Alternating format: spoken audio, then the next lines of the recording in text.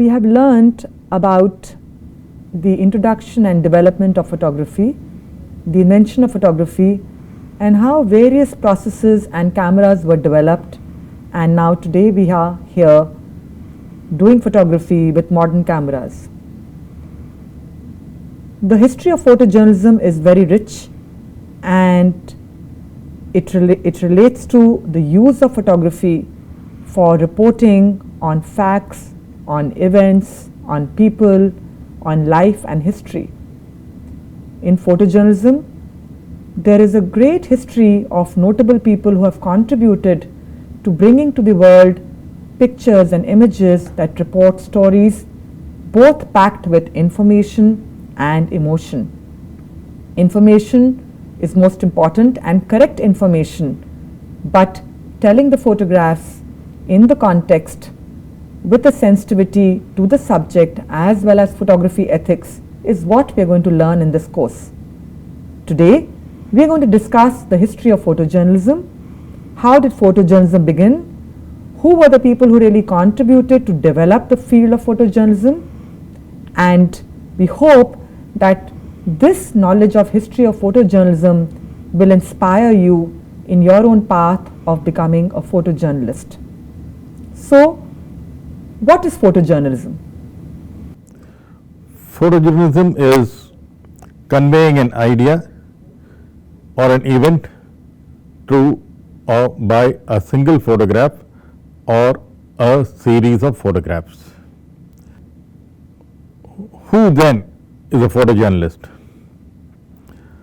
A photojournalist is the one who does what we mentioned earlier, conveying an idea through a photograph or a series of pictures. Now, why do you call only a newspaper photographer a photojournalist and others not?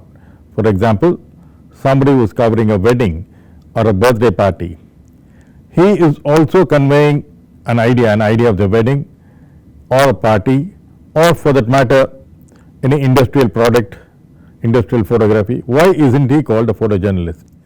So the term photojournalist has generally come to mean somebody who is working for a newspaper or a magazine. In the stricter sense, photojournalist combines photography and journalism. Journalism is the written part of it and photography is the picture part of it. So a photojournalist in the strictest sense would be the one who is able to photograph as well as write a few lines about it. Then he can be called a photojournalist. The only thing that I would like to add here, that the photojournalist could be a he or a she, that it is not necessary that only the male photographers could be photojournalists. We have many women who have contributed to the field of photojournalism, and it is usually a convention that we say he, but when we do say he, let's remember that we are referring to all the genders and to people beyond the genders as well. The gender does not matter. What matters is the person who, with his or her or their sensitivity, their knowledge, their skills, getting you through their cameras moments captured to be preserved and to be told to people across time and over time. Let's find out now about the pioneering photojournalists who contributed to the development of photojournalism. Roger Fenton, born 1819, died 1869. Roger Fenton was perhaps the first photojournalist. Those days, photojournalism was basically covering the war. Fenton covered the Crimean War, and look at the equipment, the cart which he has used to take his equipment. It was probably in the wet collodion days where the photographer himself had to coat or synthesize the plate before he shot. The ISO, as it is known today, were very slow, and he could not take moving pictures.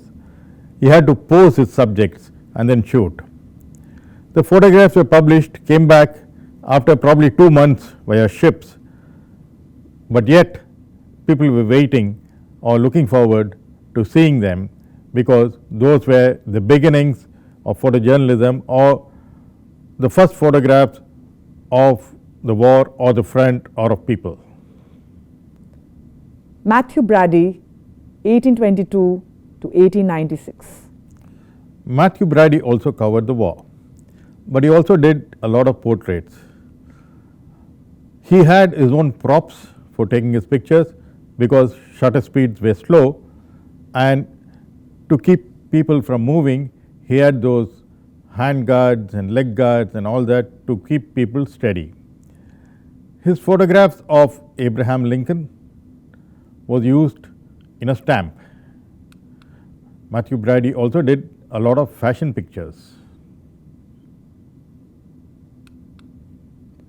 Martin Munkasi, 1896 to 1963, the first star photographer.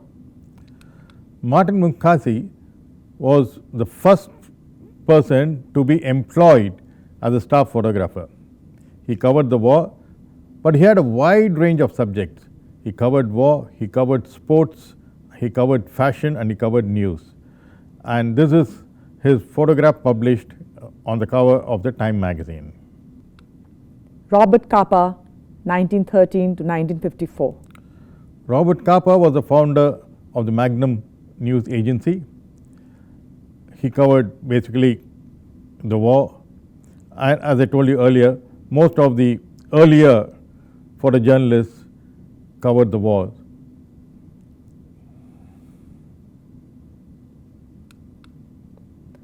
W. Eugene Smith, 1918 to 1978.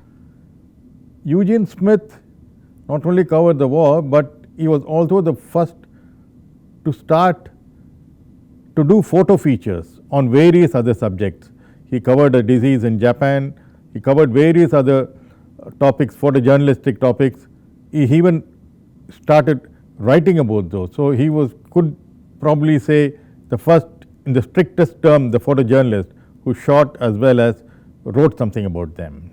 Tony Vaccaro, born in 1922. Tony Vaccaro is the only living of those earlier photographers, and he covered the war. He was a soldier, at the same time took his photographs, covered the war, and he used to develop his films in his helmet. Henri Cartier-Bresson, born in 1908, died 2004. Henri Cartier-Bresson was the one who popularized the Leica camera. When he got the camera, he had to enlist for the war. He buried his camera underground. Then he was captured, he escaped, and then he was captured again, put into solitary confinement, and when he was released, when the war ended, he dug up his camera and started using it again. Henri Cartier-Bresson has visited India several times. He shot a lot of our leaders, Gandhiji, Nehru, everybody, and the iconic picture which he shot was Jawaharlal Nehru announcing Mahatma Gandhi's death. That was the picture which was shot by Henri Cartier-Bresson. Eddie Adams, born in 1933, died 2004. Eddie Adams was part of the Magnum. He shot the famous picture of a Saigon soldier being shot, and there is a lot of controversy about this picture. Some people say that it was posed and it was soldiers, those time people were shot just to please or just for the sake of pictures, but how far is it true we do not know.